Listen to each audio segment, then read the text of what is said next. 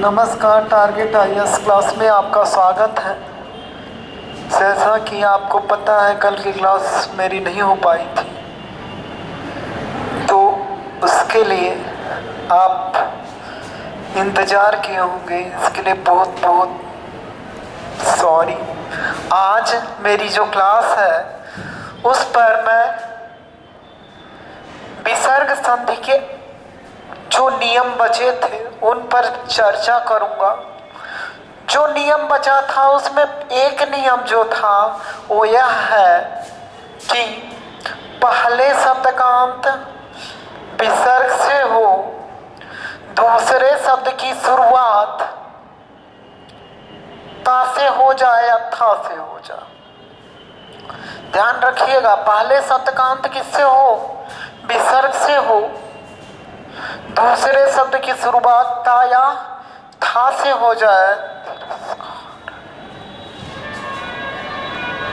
तथा विसर्ग के पहले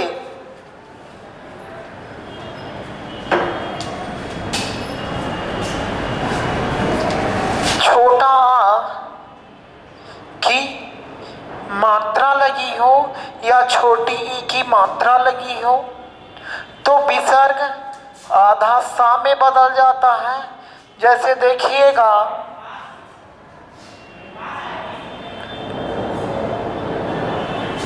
निस्तार, निधनतार,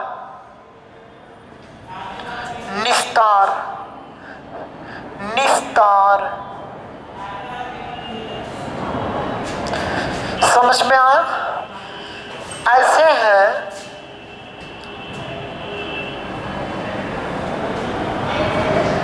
थार,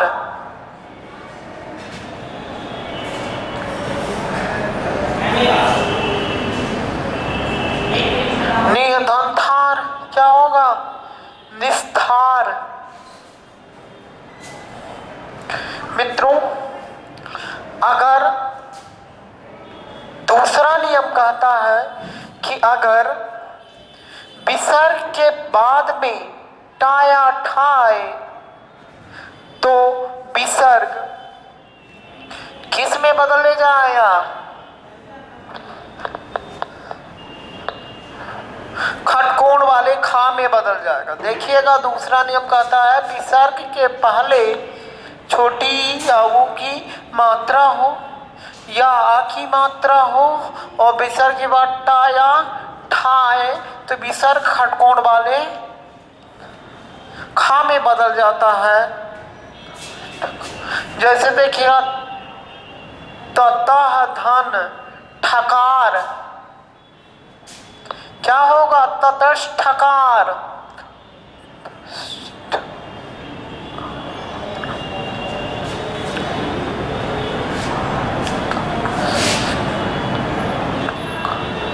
देखिएगा, धनुष,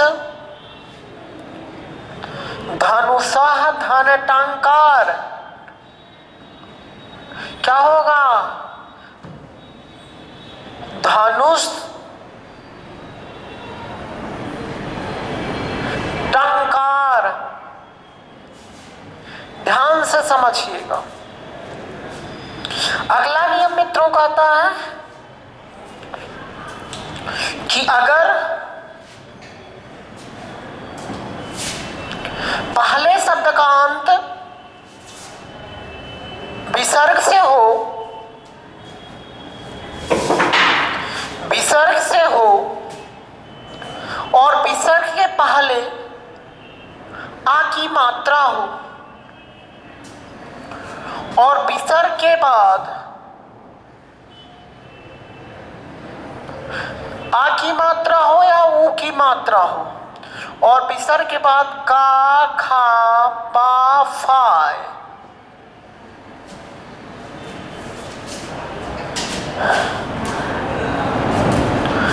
तो कोई परिवर्तन नहीं किया जाता, तो कोई परिवर्तन नहीं किया जाता। देखिएगा, दूह धन खा। क्या होगा? दुख।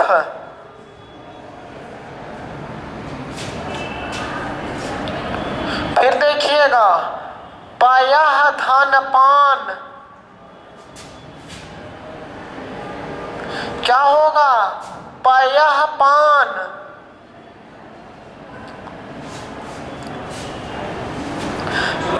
पयः पान। प्रातः धन काल,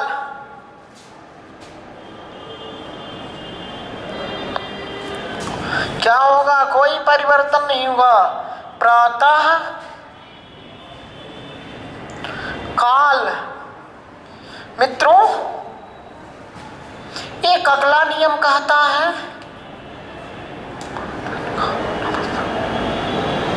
इस नियम का एक्सेप्शन है, अपवाद है। कभी कभी विसर्ग के बाद का आता है तो विसर्ग किस में बदल जाता है? सरौता वाले आधा सा में बदल जाता है। तो उस अपवाद को जरूर ध्यान से पढ़ लीजिए, बार बार परीक्षा में पूछता है। जैसे हमने कहा नमः धनकार, नमः धनकार चाहिए ना, नमः धनकार का नमः धनकार का नमःकार हो जाए, लेकिन नहीं होता है, एक्सेप्शन है, अपवाद है, नमस्कार। ऐसे भास सह धनकर, भाह धनकर, क्या होगा? भास्कर। भाह धन कर बराबर भास्कर। पुरः धनकार चाहिए ना कि पुरस्कार हो जाए, लेकिन पुरस्कार होता है। तो 3 एक्सेप्शन है, अपवाद है, बार बार परीक्षा में पूछे जाते हैं। अगला नियम देखिएगा मित्रों कि अगर पहले शब्द का अंत विसर्ग से हो, विसर्ग से हो और विसर्ग के पहले आ की मात्रा हो तथा विसर्ग के बाद भी आ हो, तो हम संधि करते समय इस आ को ओ में बदल देते हैं। साथ ही साथ आगे वाले आ को हम ये अंग्रेजी के यस अक्षर में या संस्कृत के आ में हम बदल देते हैं। जैसे देखिएगा प्रथमः धन अध्याय, क्या होगा? प्रथमोध्यायः, ध्याय, प्रथमोध्याय। ऐसे देखिएगा मित्रों मनः धन अनुकृति, मनः धन अनुकृति, क्या होगा? मनोनुकृति।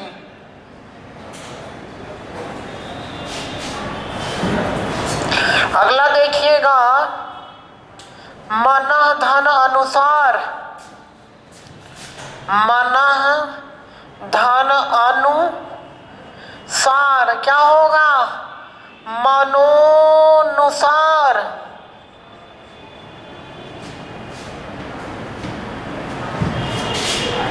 लेकिन मित्रों एक अगला नियम कहता है कि पहले शब्द का अंत अगर विसर्ग से हो, पहले शब्द का अंत विसर्ग से हो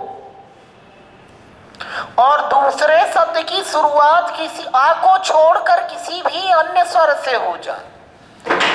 नियम क्या कहता है मित्रों? पहले शब्द का अंत विसर्ग से हो, विसर्ग के पहले आ की मात्रा हो तथा दूसरे शब्द की शुरुआत किसी भी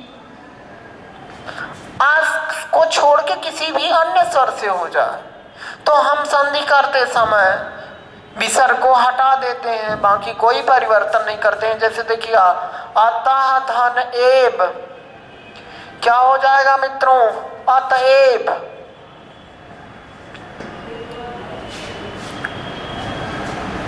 अगला नियम कहता है मित्रों कि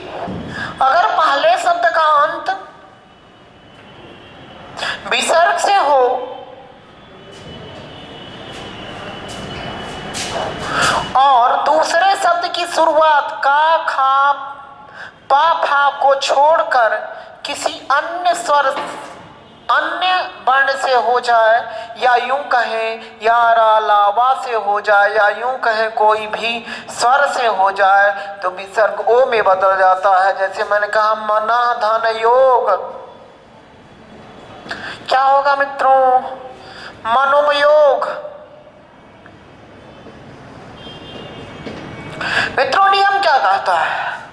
नियम कहता है कि पहले शब्द का अंत विसर्ग से हो, विसर्ग के पहले आ की मात्रा हो, और दूसरे शब्द की शुरुआत का खा पा फा को छोड़कर किसी भी अक्षर से हो जाए, या रा ला वा या कोई भी स्वर से हो जाए। तो मना धन योग बराबर मनोयोग। यशः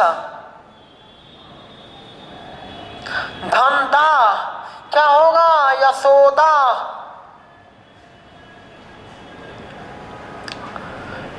तपः धन भूमि, क्या होगा? तपोभूमि।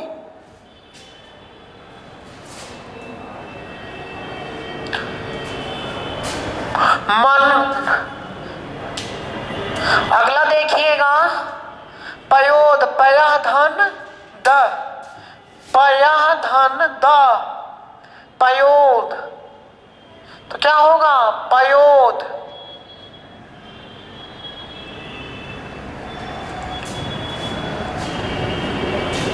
ऐसे सरोज है, सर रह धन ज, क्या होगा? सरोज।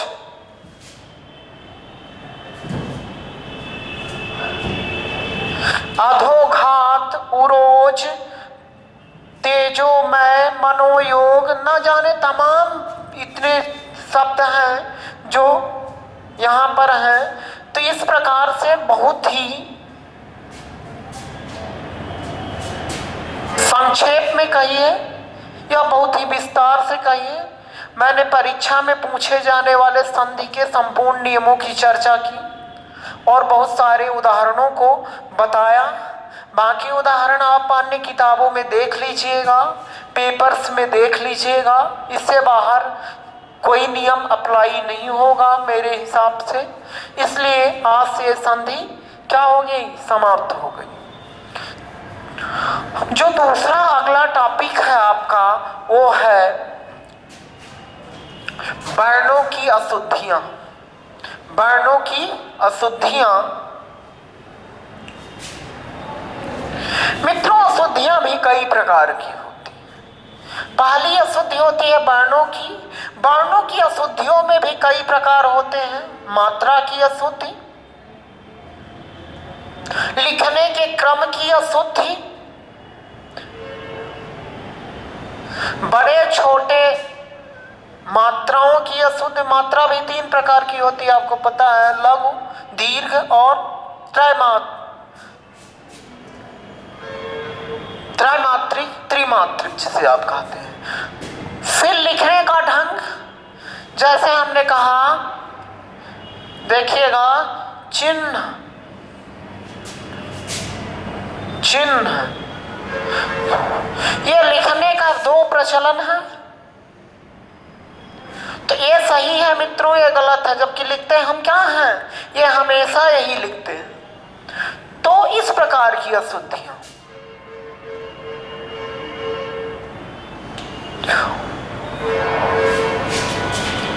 देखिएगा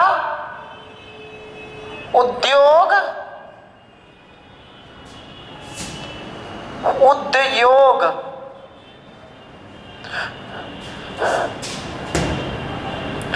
ये सही है मित्रों, ये गलत है। गई, गई, ये सही है मित्रों, ये गलत है। लेकिन प्रचलित दोनों हैं।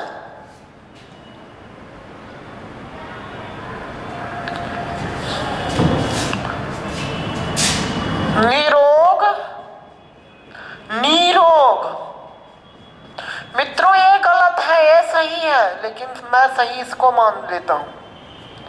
दुनिया सही इसको मान लेती है। अब मित्रों एक बड़ी बात बताऊं, कैलाश और कैलाश। मित्रों आपको आश्चर्य होगा, ये कैलाश गलत है, ये सही है, लेकिन लिखते हैं हम किसको हैं? इस कैलाश को लिखते हैं।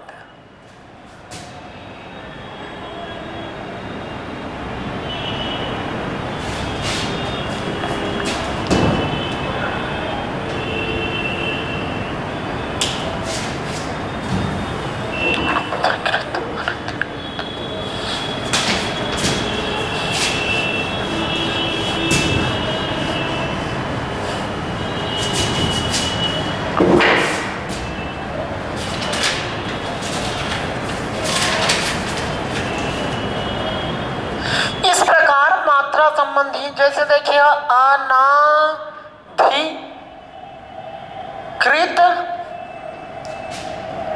अनधिकृत,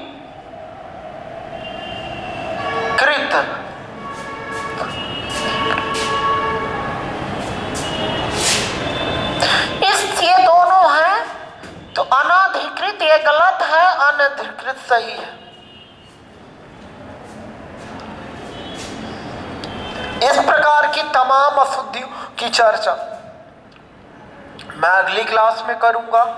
साथ ही साथ मित्रों ध्यान रखिए, जो नेट जेआरएफ या उच्चतर आयोग एलटी की परीक्षाएं होने वाली हैं, टीजीटी पीजीटी उत्तर प्रदेश में, उसकी क्लास कल से हम शुरू करेंगे। तो आज हम थोड़ा सा उसका परिचय बताते हैं आपको कि हमको शुरू कहाँ से करना है। शुरू करना है आपको मित्रों, ध्यान रखिएगा, 4 पार्ट हैं, भाषा, इतिहास,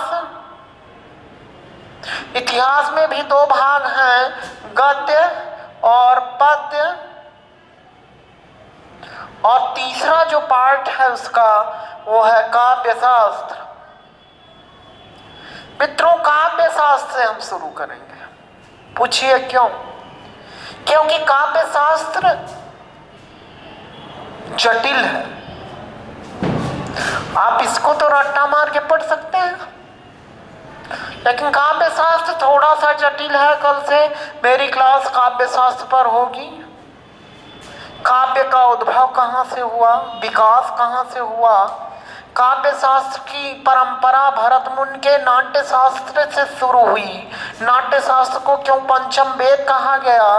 नाट्य शास्त्र का जो मुख्य आधार है वह है रस, रस विभावानुभाव में विचारी भाव संयोगात्रित रस निष्पत्ति की व्याख्या किन किन 4 विद्वानों ने किया, उसका आधार क्या था? मीमांसक दर्शन क्या था? न्यायिक दर्शन के आधार पर किसने अभिव्यक्तिवाद, भुक्तिवाद, अनुकृतिवाद या यूं कहें प्रयोगवाद, किन किन क्षेत्रों में किन किन बातों का जिक्र हुआ। इसके बाद विभावानुभाव विचारी भाव संयोगात्र की व्याख्या किन किन स्तरों पर फलीभूत हुई। आचार्य विश्वनाथ ने क्यों कह दिया रसात्मक वाक्यमिति काव्यम, इसकी चर्चा मैं कल करूंगा, इसलिए आप कल तैयार रहिएगा। नमस्कार, गुड नाइट।